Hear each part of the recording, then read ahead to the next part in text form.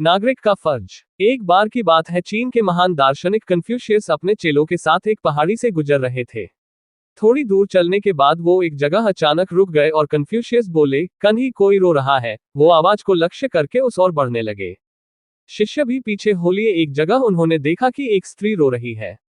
Confucius ने उसके रोने का कारण पूछा तो स्त्री ने कहा, इसी स्थान पर उसके पुत्र को चीते ने मार डाला।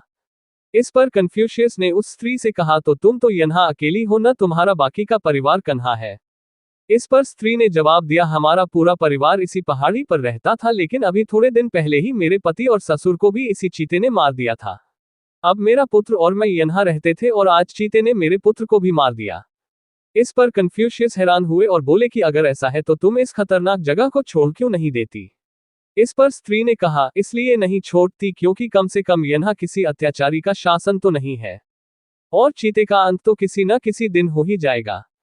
इस पर कन्फ्यूशियस ने अपने शिष्यों से कहा, निश्चित ही यह स्त्री करुणा और सहानुभूति की पात्र है, लेकिन फिर भी एक महत्वपूर्ण सत्य से इसने हमें अवगत करवाया है कि एक बुरे शासक के राज्य में रहने से अच्छा है किसी जंगल या पहाड़ी पर ही रह लिया जाए। जबकि मैं तो कहूंगा एक समुचित व्यवस्था यह है कि जनता को चाहिए कि ऐसे बुरे शासक का जनता पूर्ण विरोध करे और सत्ताधारी को सुधरने के लिए मजबूर करे और हर एक नागरिक इसे अपना फर्ज समझे।